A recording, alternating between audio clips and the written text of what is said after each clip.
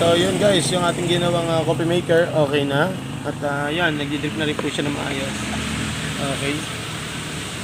Pwede na siyang pick upin ko. So yun lang, ladladan nyo, huwag niyo po natin siyang bayaan or huwag niyong kalimutan na yung kanya pong mga tube sa loob ay pwede mabarahan ng coffee beans. Yan. Yan, na-testing natin siya, okay na yung function yan. Yan po yung bara sa tubo. Yan, yan lang po gagawin niyo kadalasan sa mga coffee maker. Pagka gumawa kayo, kailangan i-check niyo kung nasaan ba yung kanyang filter gaya nito.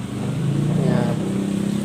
Mapapansin niyo, ito yung kanyang lagay ng coffee beans, tapos may coffee grinder yan. Ngayon, pagka nalabas yung coffee grinder niyan, lalabas yung kanyang giniling or yung grind nasa baba.